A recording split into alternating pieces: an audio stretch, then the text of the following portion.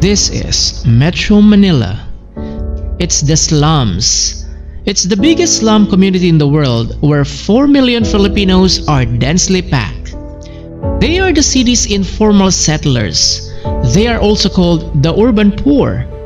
Their situation is so miserable that they eat garbage food waste. What if you live in the slums of Manila? What kind of life would you get? And what is PAGPAG? Why do the people of slums get crazy over it? This is Filipinos Ask What If? And here's what would happen if you live in the slums of Metro Manila. Now, just a little bit of a request. If you're new to this channel, please don't forget to click subscribe and hit that bell for you to be notified of the new videos. It's already 3 in the afternoon, and this family is only just having their lunch and also their first meal of the day. They only have had a sachet of powdered coffee drink mixed in hot water for breakfast just for them to warm up their hungry and cold stomach. And tomorrow? Well, just take one day at a time, for tomorrow is but another day for them to weather through.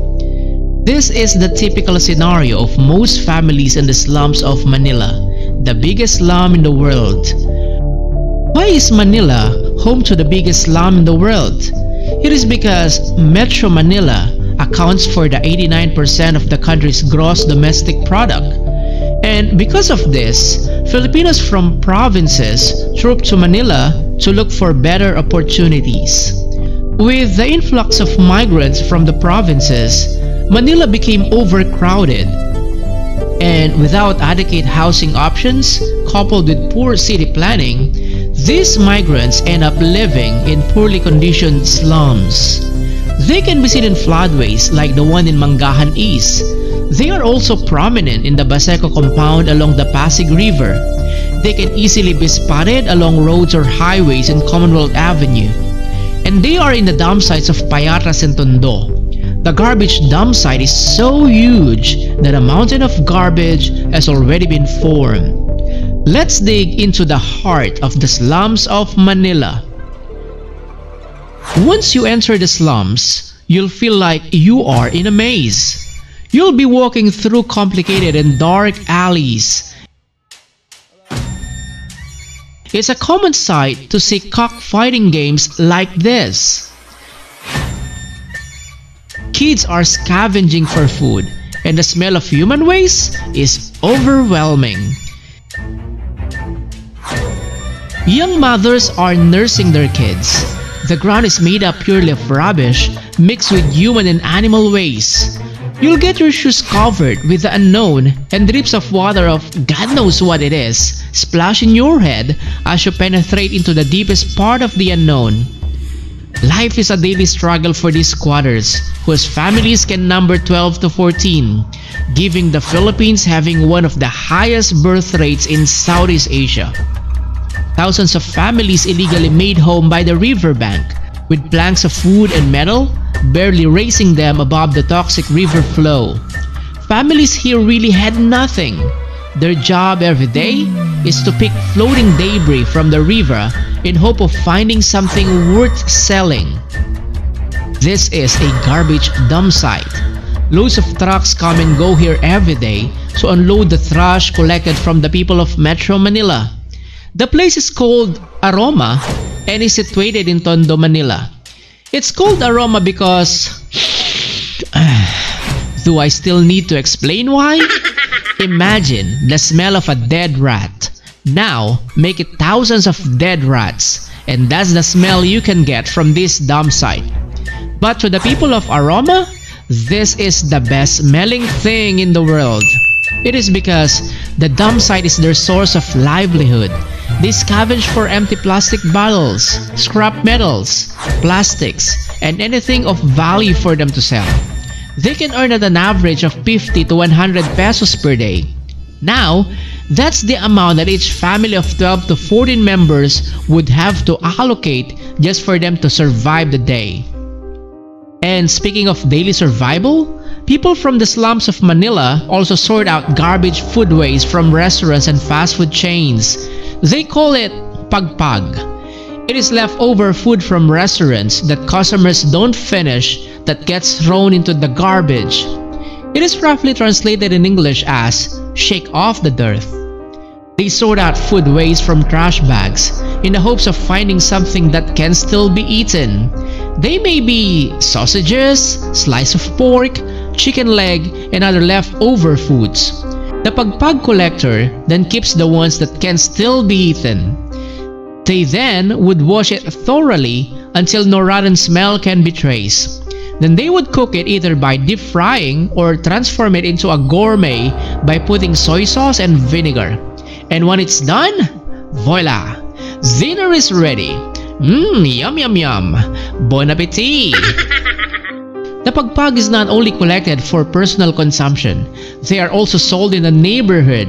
A serving of PAGPAG, which is about a kilo, costs around 10 to 20 pesos.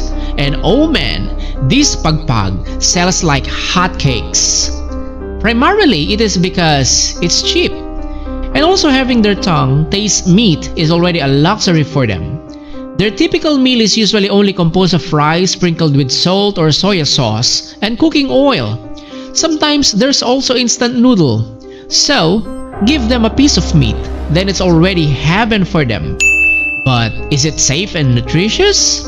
Let's take a look at the nutritional value of PAGPAG. Nutritional facts per serving of PAGPAG contains hepatitis A, cholera, typhoid fever, tapeworms, and God knows what other scary monsters are in there. Are they not afraid to get sick? Well, to a person whose main concern is how he would put something to his stomach, there's no such thing as dirty. So are they afraid to get sick? Definitely not. This is one of the harsh reality of living in the slums of Metro Manila. And poverty in the slums also comes with poor environment. Sanitation is so poor, the people just flush their human waste directly into the river. People here have insufficient access to clean water. Most children are left to play outside without wearing any slippers on. Tuberculosis is very common. It is therefore no longer surprising that the average lifespan of people here is only 40 years old. And with poverty and poor sanitation, crime strive in this environment. Just to earn some cash, people here resort into selling drugs. And also come along with the slums are the issue of prostitution, malnutrition, child exploitation, and being taken advantage of by politicians during election period. The slums of Manila are a series of interconnected plethora of other problems. It requires not just a single solution. The problem of poverty is so embedded to these people that most of them have already accepted that they couldn't do anything to change their fate. It's not just simply about improving their living condition, but also changing their mindset. And it's still going to be an uphill battle of solving a problem that is so rooted into the core of a problematic system. But as the ever-beautiful Miss Universe Catriona Gray once said, I work a lot in the slums of Tondo, Manila, and the life there is it's poor. And I would bring this aspect as a Miss Universe to see situations with a silver lining. So, perhaps, the silver lining lies in the smiles of these people that even though they are in a condition that is considered to be miserable, they can still smile. Perhaps this is one positive trait of the Filipinos, that smiling is so natural to them. They know how to simplify a complicated thing called life, that amidst their sufferings and hardships, they still know how to appreciate the little things that they have. So the next time you complain about how miserable your life is, think first how worse, compared to yours, the living conditions of the people in the slums are. In the slums, there is poverty, there is misery, but when you see past that, there is also faith, joy and love, and of course, there's still hope.